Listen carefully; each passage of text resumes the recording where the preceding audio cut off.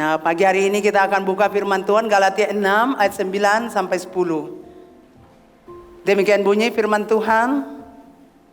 Galatia 6 ayat 9 sampai 10. Janganlah kita jemu-jemu berbuat baik, karena apabila sudah datang waktunya, kita akan menuai jika kita tidak menjadi lemah. Karena itu, selama masih ada kesempatan bagi kita, marilah kita berbuat baik kepada semua orang, tetapi terutama kepada kawan-kawan kita seiman. Puji Tuhan. Bapak Ibu Saudara, judul kita jangan jemu-jemu berbuat baik. Ya. Nah, Bapak Ibu Saudara, di tengah dunia yang penuh penderitaan dan kejahatan seperti sekarang ini, berbuat baik itu tidak mudah. Apalagi berbuat baik secara aktif, secara konsisten. Berbuat baik yang punya dampak dan sesuai dengan cara Kristus, itu tidak gampang. Itu tidak mudah. Karena kita kadang tergoda, kita kecil hati, kita patah semangat, kita bersungut-sungut, dan bahkan kita menyerah. Kita menjadi orang Kristen bukan sekedar menikmati kebaikan Tuhan, Bapak Ibu, menyandang status kita sebagai anak Tuhan. Tapi kalau kita menjadi orang Kristen, kita menjadi anak Tuhan, itu berarti kita harus hidup produktif untuk Tuhan. Katakan amin. Kita harus hidup produktif untuk Tuhan melalui perbuatan baik yang nyata. Perbuatan baik itu harus kelihatan. Melalui dua ayat firman Tuhan ini, Paulus berusaha menghibur orang percaya di Galatia untuk terus bertahan dan menabur kebaikan. Makanya Paulus berkata, jangan jemu dan jangan menjadi lemah. Jangan jemu, bukan jenuh, jemu. Iya. Kata jemuh dalam bahasa Yunani artinya menjadi tawar hati. Jangan tawar hati ketika Anda melakukan yang baik. Dalam Kamus Besar Bahasa Indonesia artinya sudah tidak suka lagi. Tidak suka lagi untuk berbuat baik. Karena sering berbuat baik, tidak ada hasilnya, jadi sudah bosan. Dari tahun ke tahun berbuat baik, tapi tidak ada hasilnya. Jadi sudah bosan. Tidak mau buat baik lagi, entah di rumah, entah di kantor, entah di gereja, tempat di mana Anda beraktivitas. Anda melihat kebaikan yang Anda tabur tidak punya hasil, jadi Anda mulai bosan. Berbuat baik untuk suami tapi tidak ada hasil bertahun-tahun, Anda mulai bosan, tidak mau lagi. Saya sudah habis-habisan, bertahun-tahun menghabiskan waktu untuk berbuat baik bagi suami saya. Jadi saya sudah bosan. Saya sudah berbuat baik untuk mertua saya, untuk anak mantu saya. Jadi saya lihat tidak ada hasil. Jadi saya mau bilang saya bosan. Saya tidak mau lagi. Saya tidak suka lagi berbuat baik. Saya sudah tawar hati. Paulus berkata jangan jemu-jemu. Artinya jangan menjadi lelah. Amin. Katakan lelah. Jangan menjadi lelah, Bapak Ibu. Jangan merasa habis, saya sudah habis-habisan. Bertahun-tahun. Perbuatan baik itu sudah saya lakukan, jadi saya sudah habis, tidak ada apa-apa lagi. Jangan tawar hati dalam melakukan kebaikan. Jangan tidak suka lagi untuk melakukan yang baik, karena sudah terlalu sering Anda melakukannya. Dan seperti tadi saya bilang, Anda tidak lihat hasilnya. Di kantor saya sudah buat baik bertahun-tahun untuk pemimpin saya. Lalu hasilnya mana? Saya sudah buat baik untuk teman bisnis saya, lalu hasilnya mana? Saya sudah buat baik untuk pacar saya, Anda sebagai anak muda, hasilnya mana? Saya berdoa dia tidak berubah, tambah jahat. Hasilnya tidak ada. Paulus bilang jangan jemu-jemu. Teruslah berbuat baik, amin. Lakukan itu terus menerus. Lakukan itu berulang-ulang kali, buat baik.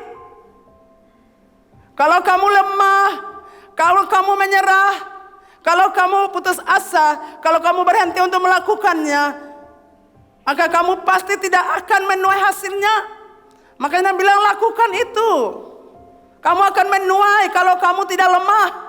Jadi kalau Anda lemah, Anda putus asa, maksudnya lemah, putus asa. Anda tidak mau lagi melakukannya karena Anda sudah menyerah, maka Anda tidak akan pernah menuai. Amin. Betul Bapak Ibu. Jadi sekalipun Anda sudah melakukannya dan Anda tidak lihat hasilnya, lakukan terus, lakukan terus, lakukan terus sampai Anda melihat hasilnya. Kalau kamu tidak melakukannya karena kamu lelah, karena kamu putus asa, kamu tidak akan melihat hasil tuaiannya. Betul Bapak Ibu? Bapak Ibu, kondisi di Galatia tidak mudah. Pada saat itu ada ajaran-ajaran palsu menyelusup. Belum lagi ada konflik internal di dalam jemaat yang ada di sana di Galatia. Belum lagi kata-kata yang mereka lemparkan untuk Paulus sebagai seorang pemimpin. Belum lagi mereka membanding-bandingkan dia dengan orang lain. Itulah sebabnya saudara tidak gampang bagi seorang pemimpin. Makanya di dalam Galatia pasal 3 Paulus berbicara keras untuk orang-orang Galatia. Paulus berkata dalam Galatia 3 ayat 1. Hai orang-orang Galatia yang bodoh, siapakah yang telah mempersona kamu? Bukankah Yesus Kristus yang disalibkan itu telah dilukiskan dengan terang di depanmu? Hai orang-orang Galatia yang bodoh, kenapa kamu mudah disesatkan? Kenapa kau terpesona dengan orang ini, dengan orang itu, dengan orang sana? Bukankah aku sudah memberitakan kepada kamu, aku sudah lukiskan tentang Kristus di depan kamu? Itu yang dia bilang. Saya sudah berjuang untuk kamu jemaat Galatia. Saya sudah habis-habisan untuk kamu. Saya sudah memberikan yang terbaik untuk kamu. Kenapa kamu begitu bodoh? Kenapa orang-orang datang mempesona kamu? Membuat kamu jadi apa? Hilang harapanmu padahal aku ajar kamu. Seorang pemimpin seperti itu Bapak Ibu Saudara. Kalau diajar dan orang lain mempengaruhi Anda, itu satu masalah bagi seorang pemimpin. Itu Bapak Ibu. Bahkan ayat 3 Paulus berkata, adakah kamu sebodoh itu orang Galatia? Hei jemaat Galatia, kamu begitu bodoh. Kamu telah mulai dengan roh, maukah kamu sekarang mengakhirinya dalam daging? Kamu sudah mulai dengan roh, kenapa kembali hidup daging? Bukankah hidup daging itu Anda menderita? Bukankah hidup daging itu ada sengsara? Bukankah hidup dalam kedagingan membuat Anda tidak diberkati?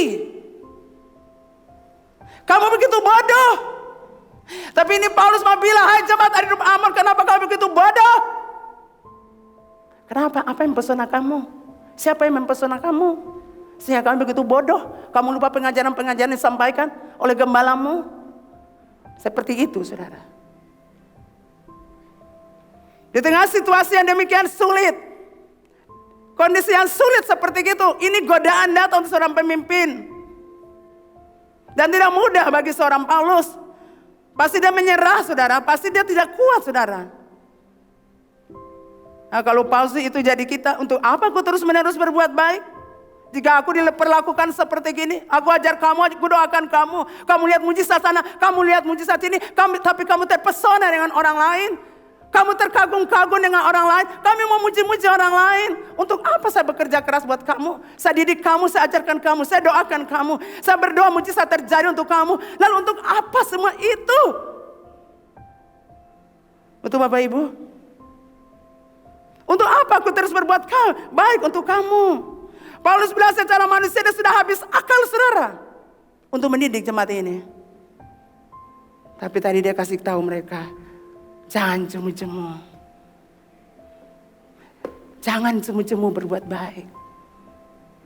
Amin saudara. Jika aku terus saja diperlakukan seperti ini, untuk apa? Mungkin dalam keluarga juga Anda begitu. Untuk apa saya bergumul dalam rumah tangga ini? Suami saya begini, suami saya begitu. Mertua saya begitu, mantu saya begitu. Untuk apa? Saya bangun pagi, saya berteriak untuk surga. Saya bangun pagi, saya melayani suami saya setrika bajunya. Saya pelihara anak-anaknya, saya pelihara memantunya, saya pelihara anak mantunya. Untuk apa semua ini? Saya begitu lelah. Dan mungkin Anda tergoda untuk sampai sudah. Jadi Bapak Ibu Saudara, kondisi ini membuat orang tadi semangat, antusias untuk melakukan sesuatu yang baik. Jadi runtuh. Karena dia lihat tidak ada hasil waktu tidak berbuat baik. Tapi Bapak Ibu Saudara dengar, dengan berjalannya waktu, ketika menghadapi tantangan dan cobaan-cobaan yang bertubi-tubi, saya mau katakan ada harapan. Saudara belum lagi lihat orang-orang di sekitar Anda yang begitu alat Anda sulit pahami dia. Awalnya Anda mengerti dia, lama-lama Anda tidak pahami dia. Anda sulit mengenal dia, Anda sulit memahami dia. Lalu Anda mulai kecewa, Anda mulai bosan. Karena melihat hasil pekerjaan Anda, hasil kebaikan Anda, hasil yang Anda lakukan tidak mengalami kemajuan. Belum lagi tambah saudara punya pekerjaan-pekerjaan belum selesai, tidak ada kemajuan. Su berdoa, su berpuasa, su pergi gereja beberapa bulan, sehingga ada kemajuan. Kok begitu sampai Tuhan? Terus yang lainnya Tuhan lagi. Sama tinggal Tuhan. Tuhan pakai orang lain, jambeta. Kita mulai dingin, kita mulai tidak suka lagi. Kita punya iman mulai luntur, kita mulai bosan. Lalu semua tanggung jawab kita di gereja atau di tempat pekerjaan, kita lakukan cuma rutinitas. Kita tidak lakukan lagi dengan efektif. Tidak bergaya lagi, tidak semangat lagi. Betul saudara? Karena kebaikan yang Anda buat tidak ada hasil. Nah Bapak Ibu Saudara, teruslah berbuat baik.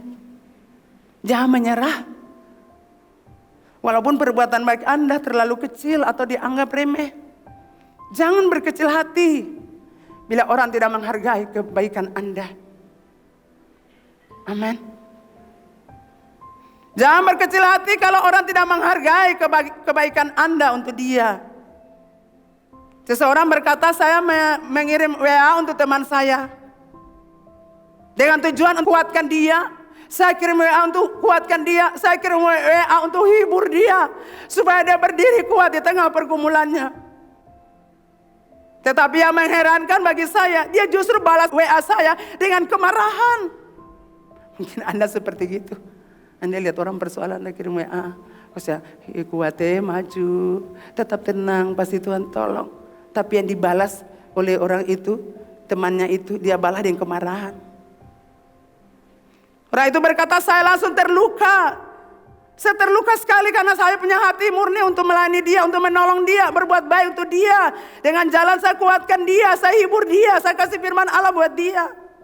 Tapi dia membalas WA saya dengan kemarahannya yang meledak-ledak. Saya terluka dan sekaligus saya marah. Mengapa dia salah paham dengan maksud saya? Sebelum merespon dalam kemarahan, saudara ingat baik. Kalau sudah Pak WA yang bikin saudara punya darah mandi itu, Didi tado. Dalam keadaan itu duduk tenang, amin. Lalu dia marah saudara. Dia bilang, mengapa teman saya salah paham? Saya punya maksud baik. Jadi sebelum merespon dalam kemarahannya, orang itu berkata, saya sadar. Saya belum lihat hasil yang saya buat untuk teman saya. Saya buat baik buat dia. Sebelum lihat hasilnya, yang saya dapatkan adalah kemarahannya, kebenciannya untuk membangkitkan emosi saya. Tapi saya sadar, karena saya inginkan pada satu saat nanti, teman saya pasti mengasihi saya. Teman saya pasti menghargai apa yang saya buat. Teman saya pasti mengasihi Tuhan yang saya perkenalkan buat dia. Mungkin Anda perkenalkan Tuhan Yesus buat temanmu. Dan dia ejek Anda, dia menghina Anda, dia permalukan Anda. Jadi Anda jadi jengkel, mulai saat ini putus hubungan. Mulai sekarang ini saya, apalagi di HP ini. Saya putus hubungan. Blokir dia, pergi sudah dalam nama Yesus. Pergi. Tahukah Anda lagi sedang menabur sesuatu yang baik? Betul Bapak Ibu? Tapi kita tidak, kita mau melihat hasil langsung. Sedangkan harus ada proses untuk kita lihat hasil. Amin Bapak Ibu.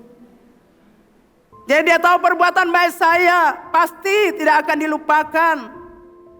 Perbuatan baik saya tidak akan dilupakan oleh Tuhan. Amin. Jadi ketika Anda menabur kebaikan, Anda akan menuai kehidupan yang baik di bumi ini. Maupun juga sampai kepada kekekalan. Jadi mungkin orang tidak lihat perbuatan baik Anda. Tapi Tuhan melihat perbuatan baik Anda. Dan bukan cuma sekedar Tuhan melihat perbuatan baik Anda. Tapi Tuhan menyiapkan panen yang indah bagi Anda. Katakan panen. Tahu orang panen toh? Tuhan kasih ganti buat kita. Kalau kita buat baik, ganti kita seperti gitu. Makanya kita tertawa, kita senang, kita suka cita. Amin. Jadi tunggu hasilnya. Jangan Anda mulai marah kalau tidak ada, Anda mau lihat hasil langsung, tidak boleh. Tuhan melihat perbuatan baik Anda dan menyiapkan panen yang indah bagi Anda. Jadi perbuatan baik itu mungkin dilupakan orang atau juga dibalas dengan kejahatan.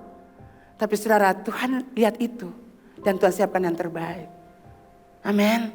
Jadi setialah berbuat baik. Bahkan ketika tidak ada satu orang pun yang melihat Anda berbuat baik. Katakan amin. Sekecil apapun kebaikan yang Anda lakukan dengan ketulusan hati, hal itu akan dipandang oleh Tuhan sebagai suatu bentuk ketaatan kepada firman-Nya. Anda taat melakukan yang baik, itu firman Tuhan, saudara. Jadi ketika Anda melakukannya, Tuhan senang karena Anda taat kepada firman-Nya. Perbuatan baik yang kita lakukan akan membawa penghiburan, katakan amin. Dan pertolongan bagi mereka membutuhkannya. Perbuatan baik yang kita lakukan membawa orang kepada pertobatan, amin. Kita kunjungi orang itu, kita doakan orang itu, kita arahkan orang itu. Satu kali ke gereja, 2 minggu belum ada lagi, kita berdoa lagi, kita datang panggil dia lagi. 1 bulan lagi belum masuk di gereja, kita cari dia lagi ke sana, kita cari di pasar, kita cari di mana lagi, MCM kita cari dia, kita WA dia belum ada lagi, tapi kita tetap berdoa. Itu proses-proses, saudara. Hasilnya belum nampak, tapi akan ada hasilnya. Jangan Anda merasa Anda gagal ketika Anda menabur benih itu. Tidak, saudara, Anda tidak gagal. Karena sesuai berjalan dengan proses, kita akan menuai, katakan amin.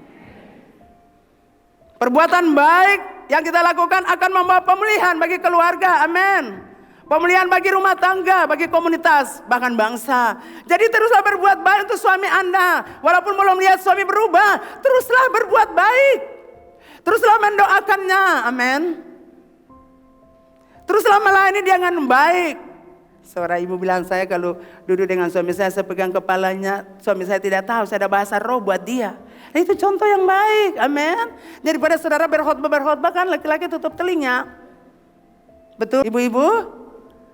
Ya, jangan lupa bapak-bapak betul hati tinggi. Laki-laki pria-pria tuh hatinya tinggi. Betul? Harga diri tinggi. Jadi daripada Anda ngomong-ngomong terus, mendingan Anda lagi setrika jasnya, bajunya. Suamiku baik, suamiku seorang yang luar biasa. Suamiku kalau dia pemarah, suamiku penyabar. Suamiku baik hati, kalau dia memang dia kikir sempena kasih uang. Suamiku murah hati, suamiku murah hati. Tidak pernah bawa Anda jalan-jalan. Suamiku, aku setrika pakaian ini, suamiku akan bawa aku jalan-jalan. Akan makan rujak natsepa, akan bawa aku makan di apa lagi? Pisah, biar darah tinggi naik yang masalah. Yang penting saya mau pergi. Amin. Setrika, saudara, sambil begitu, sambil bilang sama Tuhan, ibu-ibu, amin. Mama mantu mulut carewet. Halo, Anda kawin dengan anaknya, Anda harus sayang dia seperti anaknya sayang dia, amin. Katakan amin. Berubah ya ibu-ibu. Setrika mama mantu punya bagian, beta punya mama mantu paling baik. Beta punya mama mantu luar biasa. Seorang yang beriman, seorang yang baik hati, seorang yang mengasihi aku, seorang yang menyayangi aku seperti anaknya sendiri, amin. Doakan mereka, amin. Sambil itu saudara, amin. Jadi ibu-ibu mulai berubah, amin. Perbuatan baik itu mendatangkan pemulihan bagi suami, bagi mertua, bagi seisi rumah. Katakan amin. Anda bilang amin tapi tidak mau melakukan. Karena Anda merasa kepahitan. Oke. Banyak orang, saudara bapak ibu saudara, berpura-pura jadi orang baik. Mengapa? Karena mereka ingin memperoleh sesuatu. Pura-pura buat baik per laki supaya dapat uang merah-merah. Pura-pura buat baik untuk apa? Mama mantu supaya dapatkan sesuatu dari mama mantu. Pura-pura buat baik untuk pemimpin supaya dapatkan sesuatu dari pemimpin. Supaya dapat harta, dapat kedudukan, dapat jabatan, dapat pujian. Jadi kalau Anda mau berbuat baik, lakukan dengan kemurnian hati. Orang itu mau suka dan saya suka, bagi saya tidak masalah. Yang penting saya tetap melayaninya, mengasihinya dengan ketulusan dan cinta. Berbuat baiklah dengan tidak bosan-bosan, sekalipun orang tidak melihatnya, amin. Berbuat baik di gereja orang tidak lihat mungkin, tapi Tuhan Allah lihat Anda punya perbuatan baik. Alkisah Bapak Ibu. Di sebuah kota kecil tinggal seorang gadis dengan ibunya. Ibunya ajarkan dia, kamu harus memberkati orang-orang. Kalau datang di rumah kita, kamu harus berkati ya seperti mama. Kamu harus tolong orang-orang. Suatu pagi pintu rumah mereka diketuk oleh seseorang. Lalu gadis itu buka pintu, dia dapatkan seorang anak laki-laki yang lusuh, lapar. Dan dia katakan kepada anak laki-laki itu, gimana? Nah, anak laki itu memandangnya dan minta segelas air. Saya minta segelas air, saya haus. Dan tahukah saudara, Gadis itu datang bukan bawa air, segelas air, tapi dia bawa segelas susu yang besar. Dia tidak kasih air tapi kasih susu. Lalu orang itu minum. Anak itu kemudian bertanya, berapa harganya? Karena saya harus bayar, ini harga susu. Tapi gadis itu tersenyum dan mengatakan, susu itu gratis. Aku kasih gratis untuk kamu. Luar biasa saudara. Seorang anggota komsel saya masuk operasi. Saya lihat dia waktu itu datang dalam keadaan sudah pucat. Dan saya bertanya untuk suster yang ada di komsel saya, gimana kalau HB-nya gini? Oh mama sudah susah. Susah hidup. Saya bicara dengan Mami Ade, Mami ini gimana ya? Mari kita menolong orang ini. Iya, kamu besok ya, saya bicara dengan suster, tolong ya siapkan semuanya. Dia masuk mau berapa uang, nanti Anda bilang saja berapa uangnya, kasih tahu saya. Jadi puji Tuhan Bapak Ibu Saudara, saya sudah kalkulasi dengan Mami sekitar 10 juta lebih. Yang kami kalkulasi, sudah Mami kita 2 tanggung akang. Tapi Bapak Ibu Saudara dikasih Tuhan, waktu pemeriksaan semua ke sana, tambah harus kantong-kantong darah yang diberikan, kemudian waktu operasi. Apa yang dokter katakan? Oh ibu, operasi ini gratis. Ibu tidak bayar. Ibu tidak bayar. Gratis. Jadi kami cuma bayar beberapa saja yang memang pemeriksaan apa segala itu saja. Dan memberikan makan anak-anaknya karena dia harus pergi ke rumah sakit. Wow, saudara, siapa yang buat itu? Tuhan kita, Allah kita. Amin. Dan pada akhirnya komsel kami juga memberi. Jadi sekali lagi ingat ya, di komsel-komsel, pemimpin komsel hamba Tuhan dengar, kalau anggota jemaat komsel, kalau anggota komsel kita sakit, kita harus ambil beban untuk meringankan. Itu tercatat dalam tata dasar rumah tangga. Jadi tata dasar rumah tangga saya belum baca, tapi selama ini saya sudah lakukan. Untuk setiap orang yang ada di gereja yang memang tidak bisa, tidak mampu. Saya sudah lakukan itu selama suami saya masih hidup. Kami sudah ambil beban-beban itu. Jadi Bapak Ibu Saudara yang kekasih, 20 tahun kemudian, waktu dia memberikan susu segelas itu, 20 tahun kemudian, gadis itu didiagnosa sakit kronis. Dan para dokter di kotanya angkat tangan dan mereka merujuk seorang dokter spesialis yang harus di kota, dia harus membuat perjalanan ke kota. Karena di sana akan ketemu dengan dokter spesialis. Nah di sana gadis ini menjalani operasi dan perawatan untuk penyakitnya. Ketika ia sudah sembuh dan diperbolehkan pulang, ia hendak membayar tagihan rumah sakit. Tiba-tiba ia dilanda kekhawatiran karena ia tidak membayar seluruh perawatannya. Tetapi ia menerima lembar tagihannya sebagai ganti sejumlah uang. Mungkin tidak mungkin dibayar saudara oleh orang ini, tapi saudara tahu dia menerima 1 lembar tagihan. Dan itu ditulis telah dibayar lunas dengan segelas susu.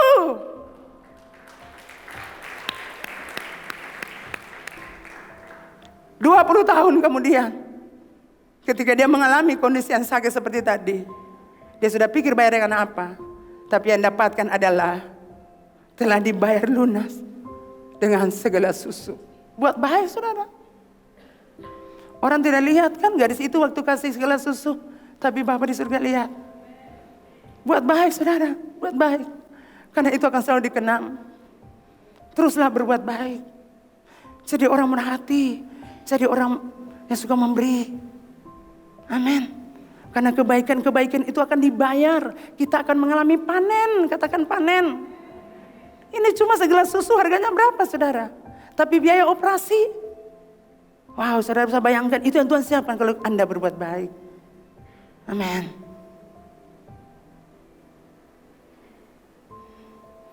Jadi apabila kita buat baik, maka suatu hari kebaikan itu akan kembali kepada Bapak Ibu Saudara. Lebih besar lagi dari apa yang pernah Bapak Ibu Saudara tabur. Katakan amin. Jadi selama ini buat baik, tolong orang, bantu orang, itu tidak jatuh di tanah. Saya sudah saksikan itu dari saya jadi anak Tuhan sampai sekarang. Saya sudah saksikan semua. Saya ingat rentetan hidup saya, Tuhan buat semuanya. Betul. Apa yang Tuhan bilang buat baik itu, sekarang menikmati kebaikan, panen saudara. Saya mengalami panen, sukacita, damai sejahtera. Yang berlimpah-limpah. Jadi Bapak Ibu Saudara, Paulus menasihati jemaat Galatia untuk jangan jemu-jemu berbuat baik. Jangan jemu-jemu berbuat baik. Mengapa Bapak Ibu? Karena ada 2 alasan. Alasan pertama, karena mereka akan menuai. Itu ayat 9. Yang kedua, karena berbuat baik itu adalah kesempatan. Katakan kesempatan. Itu ayat 10. Jangan cemu-cemu berbuat baik, jemaat Galatia. Karena Anda akan menuai. Yang kedua, karena berbuat baik itu adalah kesempatan. Selama Anda ada di bumi itu kesempatan untuk berbuat baik.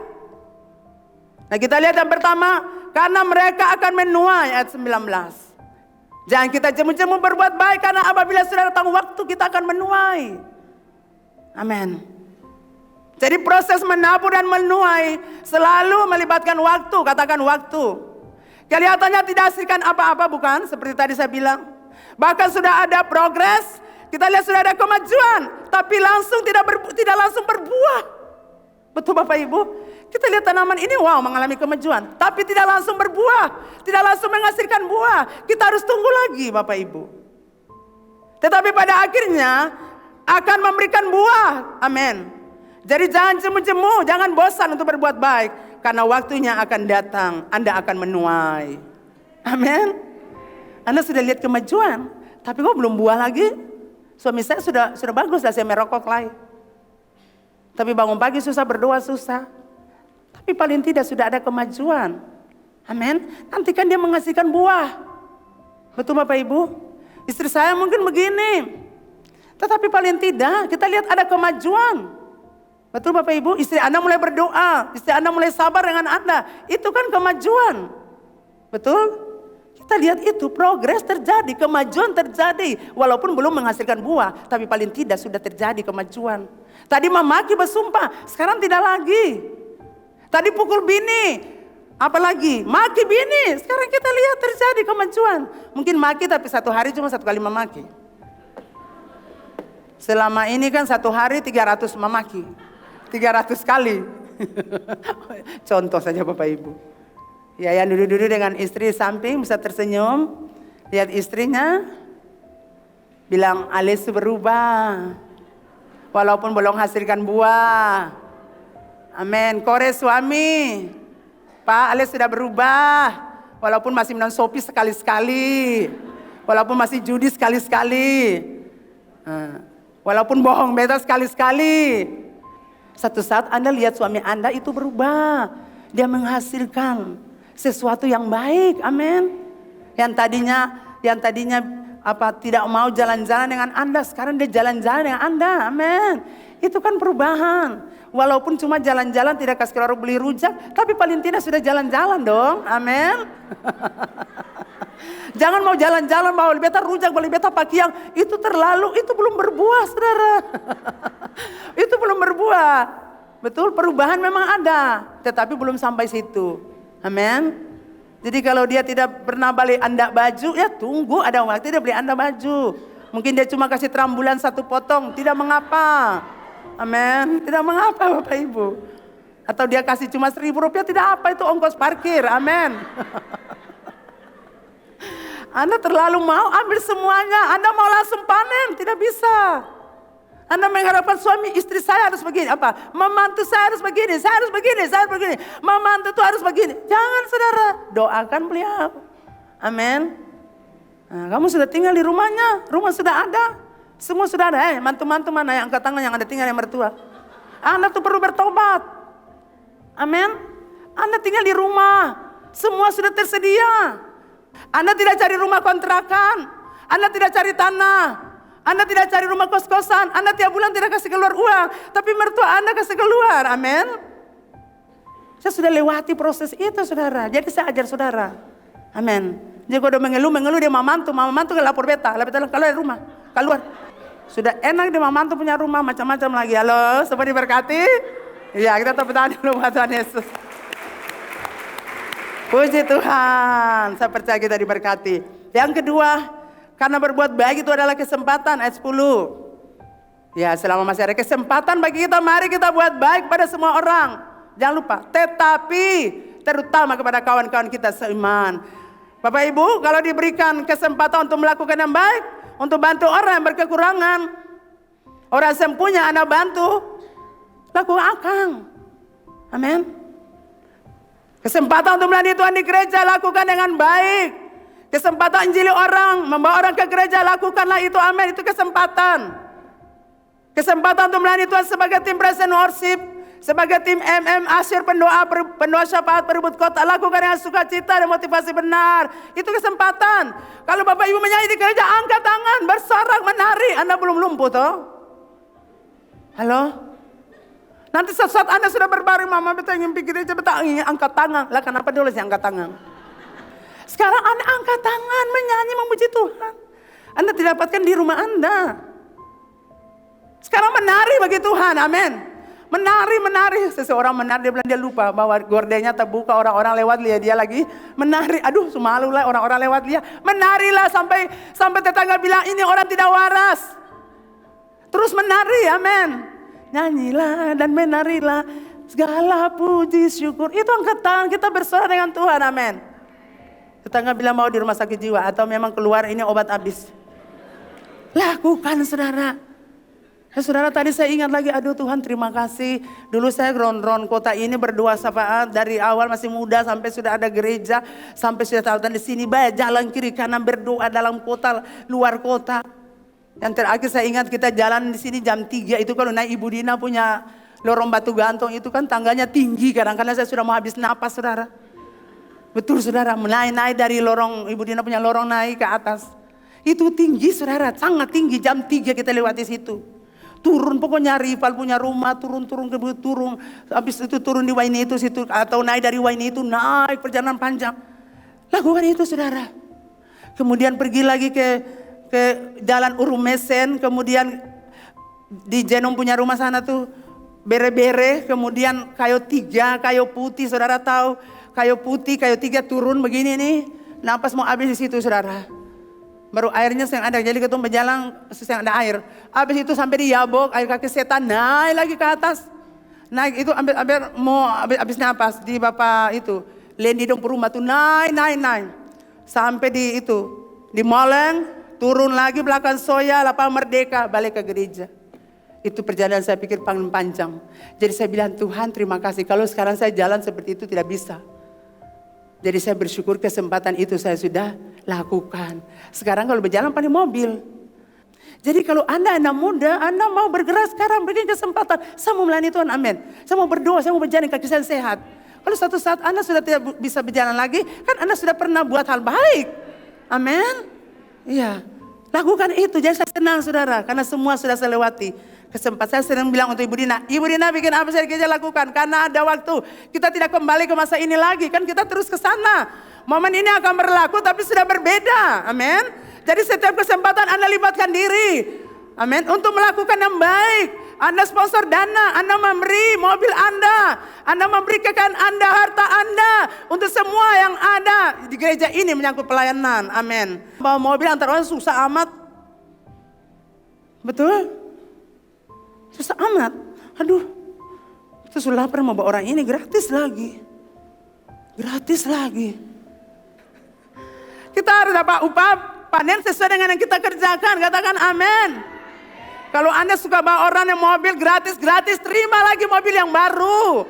Amin. Amin saudara. Anda punya semua tapi mau kasih susah. Mau kasih ke gereja pikir-pikir. Betul Bapak Ibu? Pikir akan 1000 kali. Makanya Anda lihat kusut. Bukan kusut saudara, kusut. Beri. Semakin Anda beri, semakin Anda lepaskan untuk Anda. Lepas. Jangan pikir saudara. Saya sudah lihat itu dari suami saya. Itu. Jadi apakah kita kurang? Tidak. Jadi kesempatan untuk menopang pelayanan Tuhan di gereja ini dengan uangmu lakukan dengan baik. Kesempatan untuk memberi rumah untuk ibadah komsel, akan yang baik. Bapak Ibu diberkati. Jadi kalau Anda punya mobil, kasih untuk pelayanan Tuhan. Bawa orang ke gereja di Akang. Lakukan itu dan benar karena Anda mengasihi Tuhan Allah. Betul, kalau orang mengasihi Tuhan Allah dan kekuatan Tuhan, Anda punya mobil, Anda bawa mobil. Lalu jemput mana mama, orang mana yang minta menjemput, mari kita bawa. Jadi Tuhan ajarkan kita untuk memberi, katakan amin. Tuhan ajarkan kita berbuat baik. Bukan saja untuk orang-orang di gereja, tetapi orang-orang juga di luar sana, kita harus juga mengasihi mereka. Tuhan berkata dalam Lukas 6 ayat 27, kasih musuh-musuhmu berbuat baik bagi mereka. Amin. Orang-orang yang memusuhi kita, membenci kita, mari kita buat baik untuk mereka. Katakan amin Bapak Ibu. Lakukan yang baik. Aku berkata kasih musuhmu, berbuat baik kepada orang yang membenci kamu. Sekalipun dia benci Anda, buat baik buat dia. Lakukan yang terbaik buat dia. Pasti satu saat dia hati lombo, ya orang ini nih beta jahat pada dia, tapi dia buat baik pada beta. Karena perbuatan baik itu akan menghasilkan. Berbuat baik kepada semua orang, lebih khusus saudara seiman, yaitu orang-orang yang ada di gereja. Karena kita adalah keluarga Allah. Ini kita keluarga Allah saudara. Jadi yang harus Anda tolong, orang-orang di gereja lokal ini. Orang-orang ada di gereja ini. Betul? Entah anak-anak gereja Anda yang perlu bantuan, yang Anda punya uang Anda bisa tolong. Entah anak-anak muda yang membutuhkan pertolongan. Tinggal di kos-kosan mereka terbatas. Mereka tidak punya pekerjaan yang tetap. Mereka butuhkan makanan atau butuhkan uang. Jangan Anda tutup hati Anda untuk mereka. Amin. Rasul Paulus mengingatkan jemaat untuk tidak menyia-nyiakan kesempatan berbuat baik pada saat mereka melihat saudara-saudara seiman yang ada di gereja Galatia mengalami kesulitan. Tolong mereka karena ini kesempatan. Jangan lewatkan kesempatan ini. Kalau Anda lihat orang-orang di gereja ini susah, bantu mereka karena ini kesempatan. Jangan lihat luar sana dulu, lihat yang ada di gereja ini. Amin. Lihat kebutuhan orang-orang di gereja ini. Sayangi mereka seperti Tuhan sayangi kita. Amin. Saudara saya kalau lihat orang-orang, saya duduk di kantor itu saya lihat orang-orang kalau saya lagi kerja. Aduh saya mau lihat hijau-hijau dulu mata saya sakit. Jadi saya lihat anak-anak tuh. Kalau saya punya kue-kue apa, saya akan panggil. Saya tidak panggil semua. Tuhan ini sebetulnya mau bawa kue di mana? Karena kita mau bawa yang orang itu sudah pergi. Saya bilang oh bukan berkat untuk dia. Tuhan sebenarnya untuk siapa nih? Saya beri. Saya tahu mereka butuhkan. Betul Bapak Ibu? Kecil saja saudara. Mungkin orang cuma kecil roti sepotong. Tapi dia butuhkan. Dan hal yang paling menyedihkan adalah ketika Anda melihat orang yang ada di sekitar Anda susah. Ya mereka butuh uang, mereka butuh makanan. Mereka butuh tempat tinggal. Tapi hati Anda keras dan sangat tertutup. Suatu saat Anda pasti menyesal dan merasa bersalah. Karena Anda membuang kesempatan untuk menolong orang itu. Kesempatan tidak datang 2 kali. Bapak juga khotbah, kalau sudah pergi, kita tidak boleh pegang dia. Karena sudah dia pergi, tidak balik lagi. Amin Bapak Ibu. Kalau kesempatan tolong orang, tolong orang. Hidup berbuat baik adalah gaya hidup Yesus. Maka Yesus mati agar kita dapat mengalami kehidupan yang diberkati. Dan semua yang percaya katakan amin.